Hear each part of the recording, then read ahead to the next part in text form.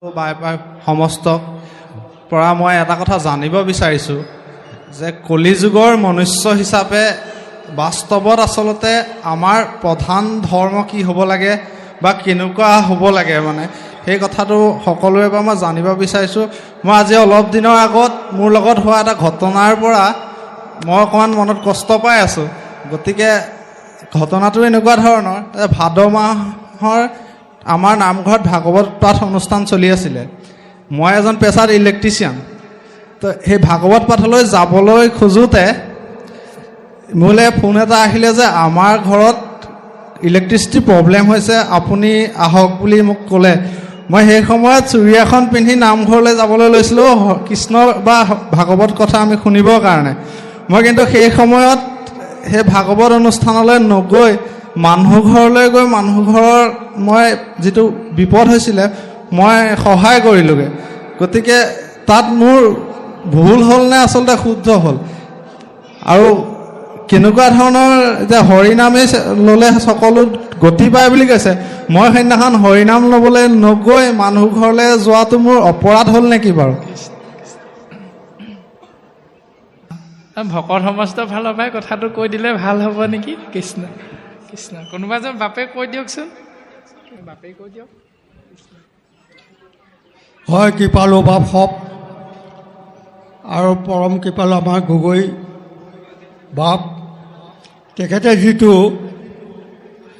প্ৰশ্ন উদ্ঘাটন কৰিছিলে সঁচা কথা, কিন্তু বাপদেৱে আমাৰ ব্যাখ্যা কৰা প্ৰাণজিৎ গগৈ বাপদেৱে ইতিমধ্যে কৈ গৈছে যে আমি গুৰুৰ গৃহলৈ আহিবৰ কাৰণে মনো আছে আৰু সাজপাৰো পিন্ধিলোঁ, সেইটোতে ভগৱন্ত সন্তুষ্ট হ'ল। আৰু তেওঁৰ কৰ্মত লাগি যিটো কৰ্ম চৰকাৰীভাৱে দিয়া হৈছে কৰিব লাগিব, সেই কৰ্মটো তেওঁ শেষ কৰিলে। গতিকে আমি যদি কোনোবা এটা স্থানলৈ যাওঁ বুলি ইচ্ছা প্ৰকাশ কৰিলোঁ, তেতিয়াই ভগৱন্ত সন্তুষ্ট হ'ল, তেতিয়াই ভগৱন্তই গম পালে যে তেওঁ মোৰ ওপৰত ভক্তি যথেষ্ট। গতিকে সেইকাৰণেই এই কৰ্মটোত তেওঁৰ দুখ নাই বুলি আমি আমাৰ ফালৰ পৰা, সমাজৰ ফালৰ পৰা আমি তাকে ব্যক্ত কৰিলোঁ। এইটো বাপদেৱে কেনেধৰণে ব্যাখ্যা দিয়ে আমি নাজানো, ভাগৱতই কি সিদ্ধান্ত দিয়ে, তথাপিও সমাজৰ ফালৰ পৰা এইটো বাপদেৱে আঙুলিয়াই দিয়াৰ কাৰণে দুআষাৰ ক'লোঁ। কৃষ্ণ কৃষ্ণ কৃষ্ণ। উত্তৰটো সেইটোৱে যে প্ৰথম আমি যিহেতু মানুহ, গতিকে সমস্ত ভূততে ভগৱন্ত বিৰাজমান। মানুহ হিচাপে আমি মানৱীয়তা কৰ্ম, মানৱীয়তা গুণ আমি আমাৰ দেহত ৰাখিব লাগিব, আৰু ৰাখি লৈ সেই অনুপাতে আমি কৰ্ম কৰিব লাগিব। গতিকে আমি সেইখিনি কৰ্ম কৰাত অপৰাধ একো নাই, কিয়নো সমস্ত ভূততে ভগৱন্তই বিৰাজমান। যিজনাই আপোনাক নিমন্ত্ৰণ কৰিলে বা ফোন কলটো কৰিলে, সেইজনাও আপোনাৰ মোৰ নিচিনা একোজন দেহধাৰী জীৱাত্মাৰূপী ভগৱন্ত সদৃশ বুলি কোৱা হৈছে। সেইজনো এজন ভগৱান। গতিকে তেওঁৰ ওচৰলৈ আপুনি গৈছে কৰ্মসূত্ৰে, তাত অপৰাধ একো নাই, আৰু আপুনি সেইটো ভাবি থাকিব নালাগে, কিয়নো আপুনি কৰ্ম কৰিবলৈ গৈছে। কলিযুগত কৰ্মই ধৰ্ম বুলিয়ে কৈ আছে। আপুনিতো বেলেগ ক'ৰবালৈ নকৰিবলগীয়া বা নেযাবলগীয়া ঠাইলৈ যোৱা নাই। ধুতি পঞ্জাবী পিন্ধি যদি আপোনাক এই জুলীয়া দ্ৰব্যকণ খাবলৈ গ'ল হয়, তেতিয়াহ'লে হয়তো কথাটো অকণমান বাৰু বেলেগ হ'লহেঁতেন, তেতিয়া আমি ভাবিব পাৰোঁ। কিন্তু আপুনি কৰ্মসূত্ৰে এঘৰ আন্ধাৰত থকা মানুহক আপুনি আপোনাৰ কৰ্মেৰে পোহৰাই তুলিছে, তাত অপৰাধ কোনো নাই, তাত সদায় ভগৱন্তই কৃপা কৰিব। কৃষ্ণ কৃষ্ণ। জয়গুৰু শংকৰ। কৃষ্ণ কৃষ্ণ। আপোনাক আমি প্ৰথমে সেৱা নিবেদন কৰিছোঁ, আৰু যিটো অনুষ্ঠানে ইমান সুন্দৰ এটা পৰিৱেশ দিছে, সকলো কৰ্মকৰ্তালৈ আমি সেৱা নিবেদন কৰিছোঁ। কৃষ্ণ। এতিয়া প্ৰথম আমাৰ এটা মানে কুকুজা লগা কথা আপোনাৰ পৰা জানিব বিচাৰিছোঁ, বা সমস্ত ভকতৰ পৰা জানিব বিচাৰিছোঁ। এতিয়া ভাগৱতৰ মংগলাচৰণত এটা কথা কৈছে, জয় জয় কৃষ্ণ কৃপাময় মহেশ্বৰ, যাৰ আজ্ঞা শিৰে বহে ব্ৰহ্মা হৰি হৰ। গতিকে কাৰোবাৰ আজ্ঞা শিৰত লৈ পেলাই ব্ৰহ্মা হৰি হৰে দায়িত্ব পালন কৰে বুলি কৈছে। কিন্তু মাধৱ গুৰুজনে ক'লে গোবিন্দ গোবিন্দ গোবিন্দ গোবিন্দ গোবিন্দ ৰাম মুৰাৰী অনন্ত কোটি ব্ৰহ্মাণ্ডৰ হৰি অধিকাৰী। গতিকে প্ৰশ্নটো এইটোৱে হ'ল, এজেগাত মংগলাচৰণত ক'লে যাৰ আজ্ঞা শিৰে প্ৰহি ব্ৰহ্মা হৰি হৰে আজ্ঞা পালন কৰে। আকৌ মাধৱ গুৰুজনে ক'লে সেই হৰিজন কিন্তু গোবিন্দ গোবিন্দ ৰাম অনন্ত কোটি ব্ৰহ্মাণ্ডৰ অধিকাৰী হৰি। গতিকে এজন গুৰুজনে হৰি আৰু এইফালে আজ্ঞা পালন কৰে বুলি কৈছে। গতিকে এই হৰি দুজনৰ মাজত অকণমান প্ৰভুজন আমাক ক্লিয়াৰ কৰি দিলে কৃষ্ণ আমাক। কৃষ্ণ ক'তো ভুল নাই, খুব সুন্দৰভাৱে গুৰু দুজনে সিদ্ধান্তখিনি দিছে, আগবঢ়ায়ো নিছে। পদচন্দ দুলৰীচন্দ ঘোষা সমস্ততে খুব সুন্দৰভাৱে আগবঢ়াই নিছে। আৰু এভাগ ঘোষা আমিও বাৰু আপোনাৰ লগত সংযোজন কৰি দিয়া হৈছে যে কেশৱ শিৱ শিৱ ঘোষিও সদায়। এতিয়া কেশৱ শিৱ শিৱ ঘোষিও সদায় মানে আমি তাৰ পৰা উত্তৰটো আনিলেই ধুনীয়াকৈ পাম। শিৱ মানে বাঘৰ ছাল বস্ত্ৰ পৰিধান কৰাজনৰ কথা কৈছেনে নাই কোৱা?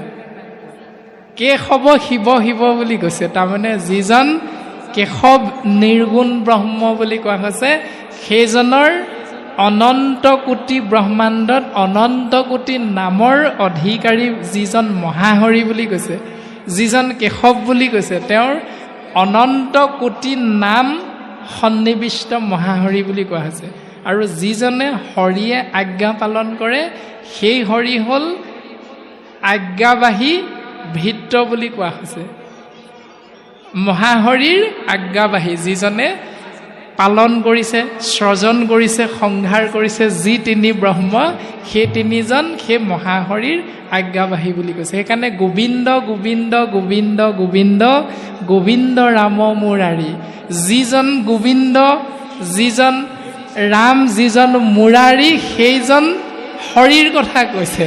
একেজন বুলি আপুনি মই ভাবিব পাৰোঁ, হয় একেজন তেতিয়ালৈকে আছিল যেতিয়ালৈকে মহাপ্ৰলয়ৰ অন্তত আপুনি মই সমস্ত দেহধাৰী জীৱ মহাপ্ৰলয়ৰ অন্তত এক স্থানত আমি বিলীন হৈ যাম।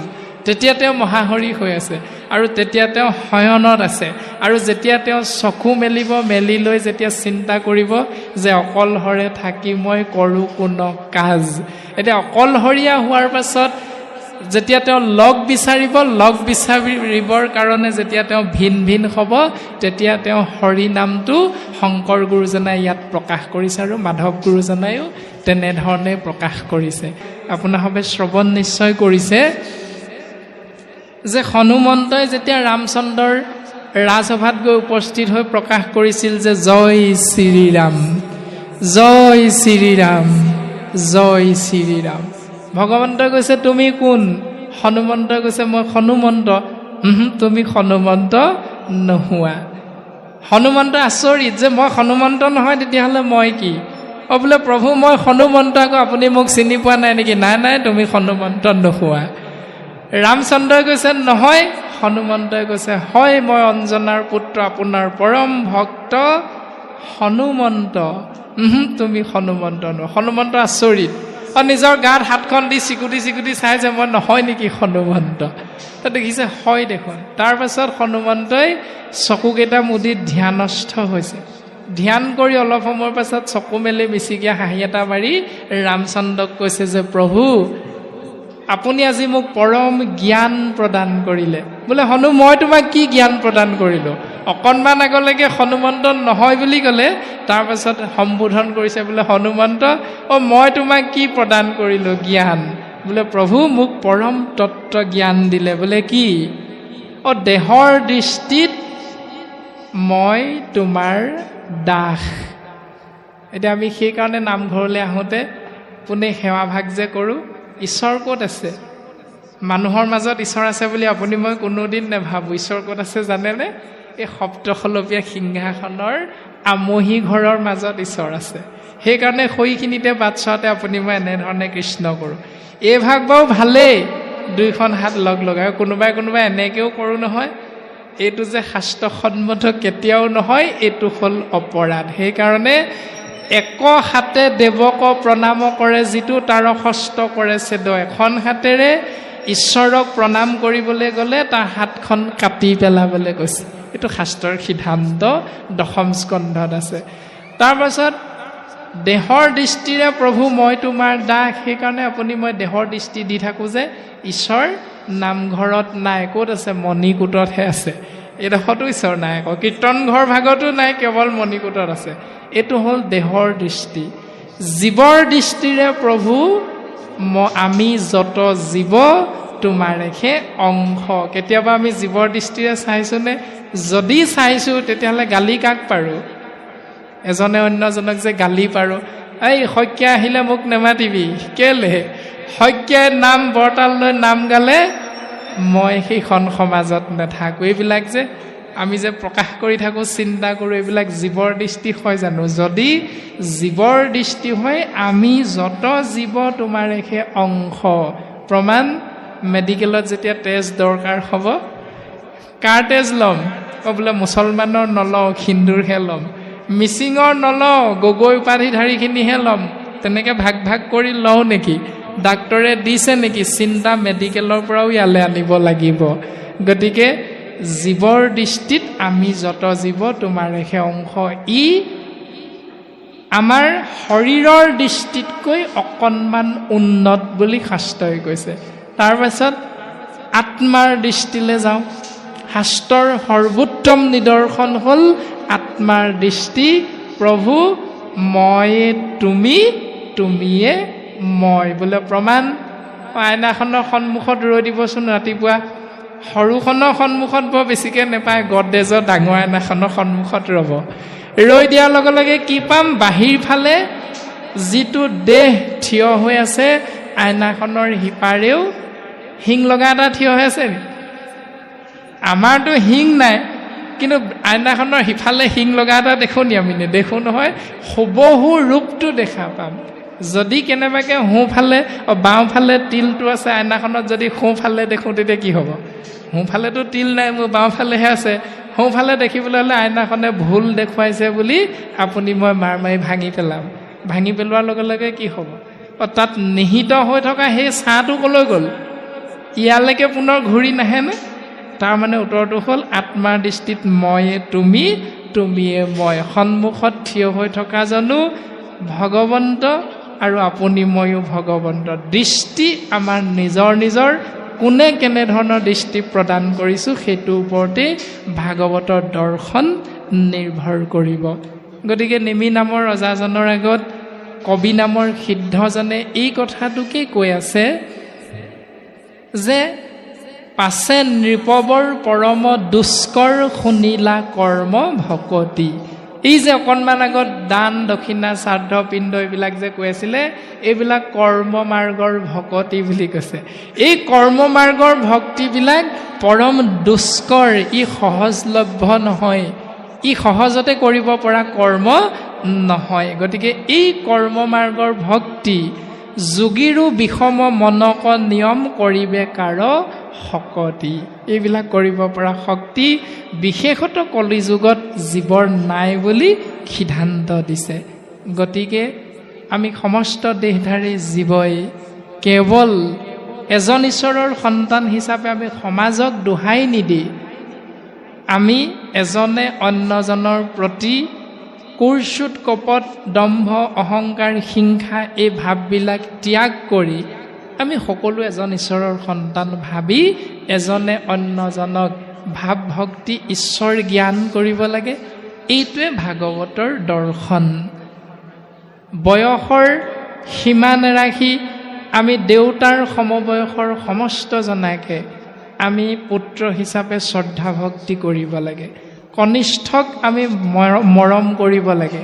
আমি সমবয়সীয়াজনৰ লগত মিত্ৰতা স্থাপন কৰিব লাগে। বন্ধুত্ব সুলভ বাক্য আদান প্ৰদান কৰিব লাগে। এইটোহে আমাক ভাগৱতে শিকাইছে। গতিকে আমি সমাজৰ দোহাই দি কৰ্ম কৰিম নকৰিম এইবিলাক আমি পাছত চিন্তা কৰিম, কিন্তু সৰ্বপ্ৰথমে আমি এজন মানুহ হিচাপে আমাৰ কাষতে থকা ব্যক্তিজনৰ ঘৰত যেতিয়া অপায় অমংগল হ'ব, আমি চিন্তা কৰিব লাগে সেই বিপদৰ পৰা উদ্ধাৰ কৰিবলৈ যোৱা প্ৰথম মানুহজন অন্তত মই হ'ব পাৰিম নেকি। এই চিন্তাটো যদি আমি কৰোঁ, আমাৰ গাঁওখন, আমাৰ সমাজখন সকলো ফালৰ পৰা উন্নতিৰ দিশত আগবাঢ়ি যাব পাৰিব। কৃষ্ণ।